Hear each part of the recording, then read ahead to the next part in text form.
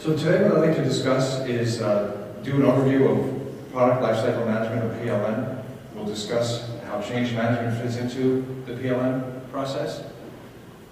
We'll discuss the concept of quality management and change management, and I hope you'll see how there's a very strong aspect of quality and change management. We'll point out several examples of where that's true. And then we'll talk about the role of a quality management system, or QMS, in this process. So what is Product Lifecycle Management, or PLM? It really manages all data related to a particular product. And you can see all the aspects that are defined over here, from product design through the planning, through the supplier relationships, customer relationships, the maintenance, and product change, of course. So there's a lot of information and data involved in the process of product lifecycle management. As you can imagine, that data is quite extensive. So there's quite a bit of software out there that can help. So there was an organization called Computer-Aided Design and Applications that did some research on this, and they saw that over $18 billion in software has been spent on software for this particular process. There's a product-centric environment where it was originally just CAD and PLM, or excuse me, PDM, which was 50% of the process. You may recall the old days when CAD and drawings had the design products defined and all that, and the engineers had all that stuff on their desktops. And it tracks the product data from concept to retirement. So what it does is it coordinates disconnected teams, of course, because global organizations have people all over the place. Software and data is in one place, so everyone can access that information. It facilitates changes in structure, vendors, partners, etc. And it also maintains knowledge and processes. So we have data storage in centralized places. We have information security requirements, of course, so that only qualified people can access that information. And then finally, it harmonizes the processes together. So we'll discuss that as well. Of course, there's a whole process for product lifecycle management. I'm not going to speak to each of these individual things, but there's a collaborative environment and data storage that ties into all the different aspects of the product lifecycle management cycle. So we're going to look at some of these in a little bit more detail and discuss how software and also how quality can help that. So the question is, where's the change? And the change is really continuous. So it's not a single step. It's actually a continuous process that's always ongoing. You revise it, change occurs, then there's more change later on. And there's got to be a way to manage all that change. So change management in PLM is a standard process. If you think about a change management process, there's a requirements phase where you get complaints and you do research. You determine the feasibility of the change. You do a benefits analysis, cost, etc. You would have someone of authority or a group of people approve that particular change before anything is even done. Then you would plan the change. You would do impact analysis planning, action planning. You would maybe source some external organizations to help manage that change or do the change. You would then execute the change in the process of manufacturing, testing, documents, and then finally the release, and then you would verify the change at the end of that with effectiveness and feedback from that. So PLM is really change management, as I mentioned a few moments ago. The idea is that you launch once with the product, but there are many, many changes that occur in the future. So it's an ongoing process. So let's discuss a little bit about change based on some previous quotes. Change is hard, for example. And Machiavelli, the prince in 1532, said that there's nothing more difficult to take in hand, more perilous to conduct, or more uncertain in its success than to take the lead in the introduction of the new order of things. Also, change is inevitable. Peter Drucker might be aware of him. He did a lot of work in management in the past several decades. Everybody has to accept by now that change is unavoidable, but that still implies that change is like death and taxes. It should be postponed as long as possible, but in a period of upheaval such as the ones we are living, change is the norm. So change is really a part of life. It's just the magnitude of the change that it varies from one place to another or one product type to another. And this is a little bit tongue-in-cheek, but everyone wants to avoid change. They prefer not to even do change, so they would rather have someone else do it first than do that. Another important aspect of change, of course, as you might be aware, is employee buy-in. When you're making a change in an organization, getting everyone's buy-in is the most key thing, because, of course, if you don't get their buy-in, it's going to be very difficult, if not impossible, to implement change. So their feedback and their inclusion in the process, at least where it makes sense, is probably one of the best aspects of the change process, because you really can ensure that they feel that they're part of the process. So if you look at a typical product manager in an organization, they have a lot to deal with when they're managing their change and what they're doing. So they have to deal with all these different aspects. They have to deal with the manufacturing, design, the testing lab, of course, if there's an offshore call center, offshore plant, marketing department. And if you look at each of these individual entities, they all have their own suppliers to deal with. So that if you try to map the relationships between all these different things, I think you'll agree when you see this that it gets kind of crazy. So there's a lot of information being transferred back and forth, and a lot of means of communication and change. The communication alone is very, very difficult to do. So the next little bit of our presentation will be discussing how we can manage that information. So if you think about the complex process with a product, there are a lot of different steps in the process, and there are more options and more choices as you get more with as technology gets more involved. Excuse me. So, for example, Xerox, their coffee center has over 2,000 components with 1 million steps. Baskin-Robbins sells over 1,000 flavors of ice cream. So proliferation continues at 10 to 50% per year, and we're trying to serve a market of one. And we're also trying to accelerate the target market. So all these different changes, if you think about all the possibilities and all the different steps in the process, it gets quite difficult to manage. So this is sort of just maybe a little bit exaggerated, but I guess the point across that there's a lot of information that has to take place for every single change that occurs for all the different products. And then you superimpose on top of that quality. So quality is sort of an add-on, but if you think about the things that we are all familiar with in quality, like document control, or NCMR, audits, complaints, corrective actions, that's all part of, all those things can be used as tools to help manage the change process. So we've already spoken of change, let's talk about quality for a moment or two.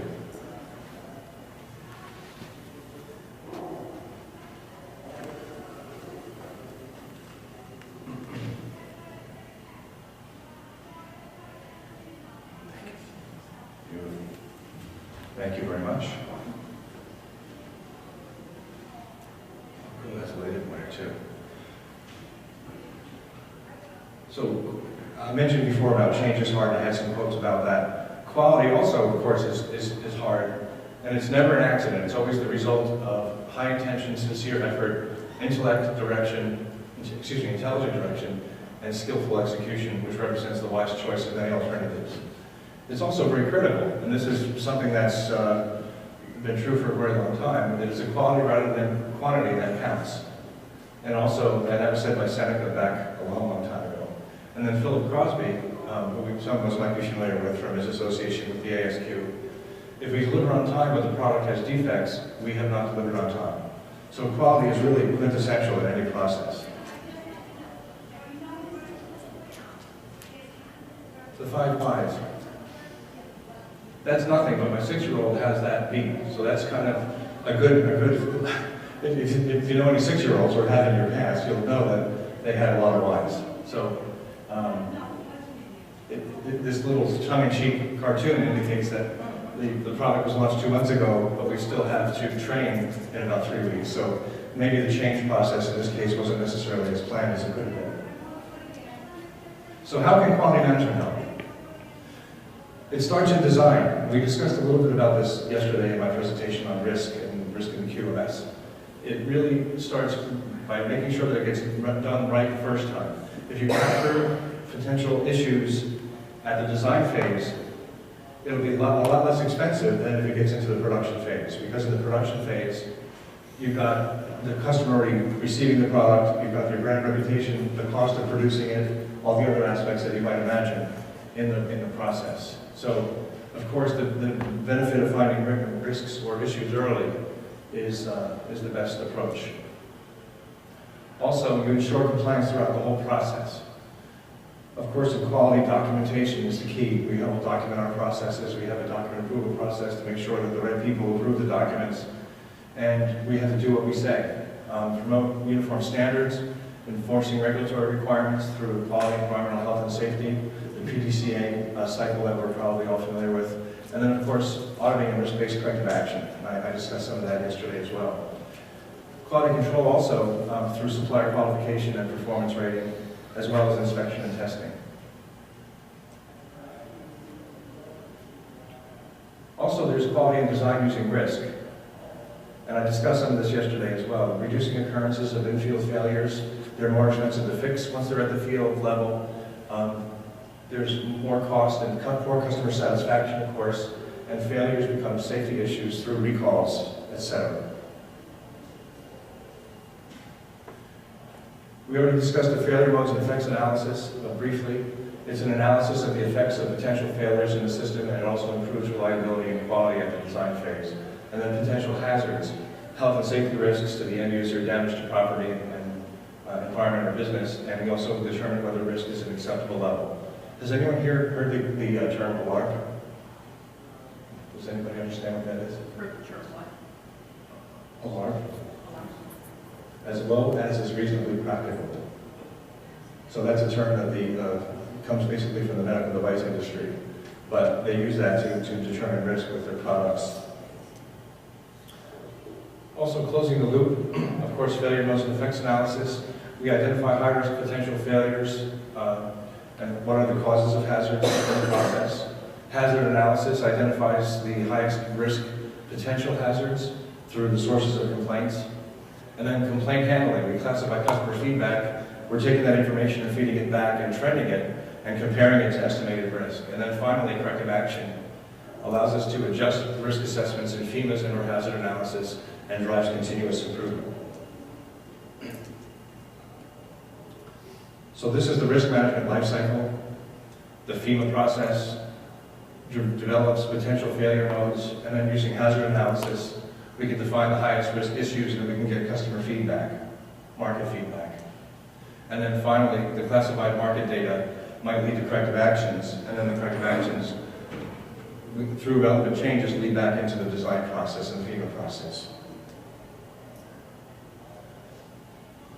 I mentioned before that quality can be used as a tool to really help manage change and manage the product lifecycle management cycle, and there are several different ways that can be done, of course.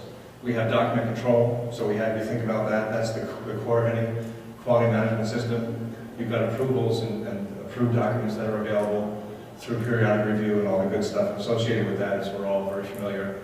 Product data management, or PDM, which is data-centric specifications. We can identify the hierarchical relationships between products and their components, essentially in a sort of a bill of materials relationship. We have the PPAP, or part approval, production part approval process, that allows you to ensure that suppliers are providing you with things that are already approved. Planned deviations, training, quality records, these are all different aspects that you would expect in a typical QMS. By the same token, we have the EHS standards. So there's been a convergence between quality and EHS. Gartner Research did some analysis of this, and they've seen that if you think about it, if you have a system in place for document control and corrective action and audits and change management, etc., for quality, those same exact processes apply to environmental health and safety as well. You may have very specific functions that you have to monitor and manage, such as incident handling and emergency preparedness and other aspects of that. And quality may have specific things such as non-conforming materials, calibration and maintenance, things like that, customer complaints. Those are more quality specific. But if you think about it, they are all kind of residing in one place, and there's sort of a coordination of efforts across an organization. If, to be managed effectively anyway, instead of having two duplicate quality management systems, or excuse me, two duplicate document control systems and two corrective action systems and two auditing programs, it's all convergence. If you think about that, it's all kind of in one. So there are other aspects, legislative and regulatory requirements, MSDS's environmental aspects, job safety analysis. I discussed the JSA concept briefly yesterday, where individual tasks of a job are being monitored and using risk to mitigate the risks of a particular role that someone might play. Workplace observations, which are essentially a audit type, and all the others that I briefly touched on. So quality control, supplier rating is a continuous evaluation process where you develop an approved vendor list. You're always evaluating the suppliers from various different aspects. Inspection and testing generates non-conformances and dispositions and calibration and maintenance, of course. And then reporting and trend analysis on top of that all is key to making important business decisions. So the quality management system, if you think about how it all fits together, the 3 or 4 boxes on the top left are all sources of issues or events that occur. You've got the little multicolored rectangles. Those represent risk, where you can conduct risk assessments. You can do corrective action, and then change management, as you can see, is kind of in the middle. So change management, as a result of taking corrective action, generates a lot of changes in a lot of different places within the organization. And you can see those boxes at the bottom. So the idea of quality and change management is really key to product lifecycle management. So what is some critical QMS functionality? The first one, of course, is flexibility. Every organization has a different approach to the way they do things. The quality standards are not prescriptive. They don't tell you how to do things, they just say what you have to do or what has to be complied with from a compliance management perspective. So organizations make their own decisions about how they choose to implement those things. So every process is very different. You have to adapt quickly to new products and markets and materials, because if you don't, your competitors will probably adapt faster. And it's also controlled by the process owner or the business user. So flexibility is important, and we'll talk this afternoon in my presentation about harmonization across a global enterprise and how that's really important as well. Collaboration, of course, through robust workflows to automate the process. Everything is centralized and web-based for real-time access. So if you have a QMS that's in a global organization, you certainly want to have all the information in one place. But you also want to be able to distribute things, and through security, the layered security model, you want to be able to only allow people access to the things that they're allowed to see. So the key, of course, in a successful QMS across a large enterprise is having all the data stored in one place, although you use a hierarchical relationship of your own organization's structure to define where people are in that structure, and therefore you can limit access to people based on their area of responsibility. You might have corporate documents that everyone should see. So they're at the top of the hierarchy. Everybody that logs in can see from their level all the way up. But you might have things like corrective actions and non-conformances and audit reports that you don't want everyone to be privy to in the organization.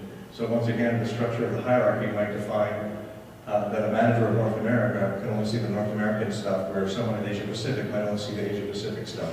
It's all in the same system, so that upper management can very easily report on everything. And this afternoon's presentation will focus a lot more on this concept of harmonization. But it allows organizations to have instantaneous reporting across the organization. So that's important. And security, of course, is key, because you don't want to just have everyone be able to access anybody else's information if you don't want to do it. If you do, of course, you could have your global organization operating as if it's in one virtual facility, and everyone could see everybody else's information. So that's entirely up to you about how you would set something like that up.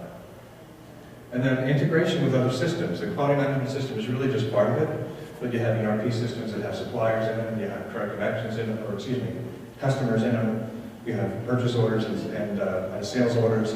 All that information is crucial for the quality system. If there's a complaint, if there's a supplier non-performance that occurs, you want to have all that information readily available so that everyone can report in one place. So there are various different ways of doing that, and I'm not going to get into the details of integration and how that works. So QMS can be used as a dashboard for change to determine if change is even needed. So you can monitor production issues, track supplier performance, investigating customer feedback. But you can also use it to determine if a change is actually complete. You can ensure compliance with established processes. You can identify gaps very quickly through reporting and eliminate quality problems in the field as well. So in summary, Complexity, of course, and speed of change is increasing. We talked about how Baskin-Robbins has over 2,000 flavors of ice cream, how Xerox has many, many different parts, 2,000, 3,000 parts in their product. So change is, the complexity and speed of change is increasing quite a bit. And it needs quality management to analyze design risk, to ensure compliance through quality, environmental health and safety, and also through quality control. So QMS, which is something we're all very familiar with already, offers a very comprehensive solution, which becomes your compliance dashboard. So if there was ever any question, we have that little end at the end there to let you know that we're at the end of the presentation. So I don't know why they put that in there. So, does anyone have any questions? Yes, sir. The Gartner research study that you referred to in the part about the integration of, or basically for creating a Quest organization. Mm-hmm. What year was that work to find that? I have to get that for you by working with people put that together. If I give you my card, could you absolutely. Excellent. Yes. That's something we're undertaking. I don't know if the business case is clear enough to upper management yet, and that would be something that would be very beneficial for putting that business case together. If I can find a couple of other studies that I can use to demonstrate rather than what I've just been able to pull off of the internet. Okay, well certainly. Thank you. Yes, ma'am. We have this kind of specific question for but we have a regulatory and R&D group that's implementing the PLM software, but I'm on a team that's trying to implement the document system. So are you using, like, should that really be what our whole company is very siloed and we're trying to work on that? Yeah. But is that a bad thing to have our document control? So our specs, SOPs are in the system on the team I'm working on, but regulatory R&D wants to have their own PLM, but really they should be very RD always wants their own system. They always want their own system. To your buying, you said, you mentioned. They always want their own system. I mean, in a perfect world, of course, it would be either one system or integration that's clearly defined between both. Because the question becomes, how do you transition from the design phase to the production phase? So your quality system documentation probably has things like you mentioned, specs, work instructions, all the other good things. And then when things go to production, how do the inspection plans get managed and created and communicated? Are they also in the design system, or are they somewhere else? another system. Another system. Yeah. So what happens is everything does become siloed, and communication between those different groups is very important. So if there's some way that we could figure out how to integrate, or at least document how you get from the design phase into the production phase. Can you come give this presentation, Yes, sir.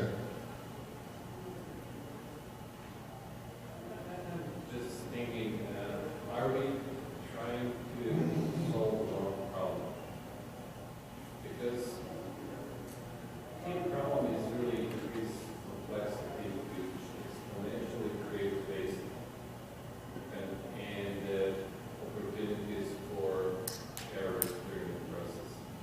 And complexity grows on IT side, which is in the background, as well as the processes that people are interfacing with the system. Any insight, has anybody done any work, especially looking at the agile software development or agile development of new product introduction, any work done in the software industry or process which focus on reduction of complexity? That's an excellent question. So the question was, has anything been done in the software industry to try to reduce the complexity in the first place? So I think what we're referring to is we're talking about how to manage the complexity here, but how we reduce the complexity. What we try to do when we implement our system, because our system is actually a platform that covers all the different areas that we discussed, both in the quality and the environmental health and safety side. We don't recommend that customers just implement the processes that they already have, necessarily. The system is very flexible, so it can be configured to meet requirements. But oftentimes what we do is we try to bring to the table our experience in having worked with so many other customers of different sizes and shapes and industries to provide best practices feedback and at least offer for their consideration alternatives from what we've seen that might help them reduce that level of complexity. So that actually is something that we do on a regular basis as an organization, because of the fact that we have the idea of the platform. It could be, so the platform concept would reduce your problem of having two separate systems. So we have a model for PLM, for example, and we have a model for document control. We have all these other different things that we discussed, corrective action, et cetera, et cetera. So it does reduce the complexity because the path from design to production is quite simple. And if anyone wants to see a document that was created that came out of a design, then you can click a link and get back to the design process and see the whole workflow that went through for approval as well. So we do try to reduce complexity, and it's very difficult because we have resistance from the individual groups. And I mentioned engineering with tongue in cheek because they're often the biggest offenders. They're the ones that don't want their process to be touched, and they're the ones that know everything. I hope there are no engineers in the room. But it's, I mean, it's true. I mean, but it's all communication. I remember years and years ago, I was working with a company that designs and manufactures flavors and fragrances, and they have these people called perfumers that design the fragrances. So it takes the engineer thing to the next level, as far as not wanting to have anyone tell them what to do. And they said, oh, you're going to document our processes, it's going to limit our creativity, you know, and all that kind of stuff. I mean, these people could literally smell something and know what the heck it is. They could tell you all the components and all that. And I said something at this time, and I was pretty young when I did this, and it still astounds me that I said this to them, but it was really very true. I said, I don't want to tell you how to do your work or try to document how you do your work. I just want to know where you're getting your information from and where it's going. So we're trying to document your design process, and to be compliant with the design requirement of the ISO standard, I'm not trying to tell you how to do your work or even, you know, squelch that in any way, but I want to understand where your requirements are coming from and how you're documenting those requirements and what you're doing with that information afterwards. And I think it made me feel a lot better after that, because I wanted to try to be as non-threatening as possible, and that's back when I had hair that was darker. Yes, sir. You mentioned that quality management starts in design, and I've certainly worked in organizations where that was given. It was a given? A given. I mean, that was just the way the culture was. Unfortunately, I currently work with a company that's totally the opposite. They design sees quality as totally a separate thing. How would you suggest maybe beginning to integrate that, you know, quality planning into the design process? Where's the quality office? Where's the office? Is it like a little cube that's in the back of the manufacturing facility? No, we're all in one big general office. We're on opposite ends. The question was about this gentleman worked with an organization where quality did at one point begin the design process, but now it's not. No, I've worked in former companies where the company I work for now is set up differently. It's set up differently. So it's got to be a management cultural thing. It's just the way it is. It's one thing that's interesting about having worked with, what we do is we work with software that helps automate quality management and environmental health and safety systems. So we have the privilege, and it's so interesting sometimes, to go into so many different organizations, and every single one we meet has a different culture, and there's different politics involved. There has to be buy-in from the management and support from them to allow that to even happen. So sometimes people have built their fiefdoms or little kingdoms over the years because they don't want to communicate necessarily with the others. I mean, quality is, and it sounds like, you know, 15, 20 years ago, quality was very much kind of a back office kind of a thing. You'd have the quality director that had their quality manual that kind of had yellow pages on the edges a little bit. You know what I'm saying? And they thought, you know, the upper management would say, quality is a program that we have here. It's not a culture back then. It was a program. So quality, as what we've seen over the years, in working with many different people and helping them implement their quality systems, or at least automate their quality systems through our software, is that quality has, over the years, has changed and has become more of a front office strategic initiative within organizations. So some organizations are a little bit further behind on the curve, and some are further ahead on the curve, and there's really a continuum. So what we really need to have is communication between all the groups, but management support. I don't know what you can do to influence that. If it's it's just it's like trying to turn a big ship. It's been moving in the same direction for years and years. So did anybody find this helpful, this discussion? Thank you. Thank you very much.